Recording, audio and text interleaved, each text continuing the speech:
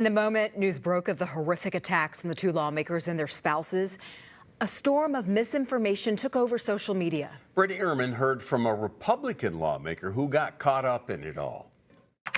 State Representative Dwayne Quam posted this photo on X, asking if anyone knew the source of the photo. Then he added, quote, "My guess it is after she interned for Walz," referring to what he thought was the wife of suspect Vance Bolter. What was your reasoning behind saying that? Well, I had heard, it might have been Alpha News or somewhere, that his wife had interned with Walz when he was in Congress. Quam told us during a phone interview he deleted the post after someone told him the photo was an AI fake. But according to this Facebook post, the photo is real, but it's not of Bolter and his wife.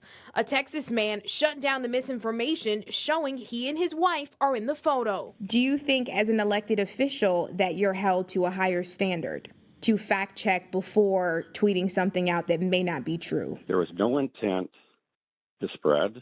There was only intent of trying to find out if someone knew anything of the backstory of that. As an elected official, Representative Quam knows better. He knows that he should not be posting information that may not be accurate. DFL leader said Quam was not only wrong about the photo, but the context too. To try and make it seem as though somehow Governor Walz was connected to the assassin. And none of that's true. It's all been debunked. Do you think that you could have done anything different looking back on how this was tweeted and it wasn't fact-checked before that tweet was sent? I guess looking back, I could have called a bunch of different people and asked them about the picture. Brittany Ehrman, 5 Eyewitness News.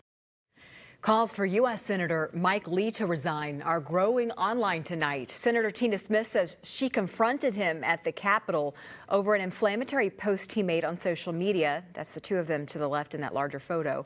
This fanning conspiracies and blaming the lawmaker shooting on Democrats.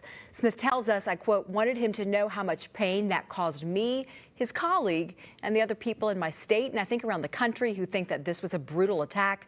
I wanted him to know about the consequences of his words," end quote. She did not say how he responded, but he has since taken down the post. After President Donald Trump told reporters he would not call Governor Tim Walz, saying it's a waste of time, the governor responded. First, here's what Trump said. The governor of Minnesota is so whacked out, I'm not calling. The guy doesn't have a clue. He's a mess. So, I could be nice and call him, but why waste time? In a statement, a spokesperson for the governor says this tragedy isn't about Trump or Walz, adding the governor is focused on helping the Hortman and Hoffman families and the state heal.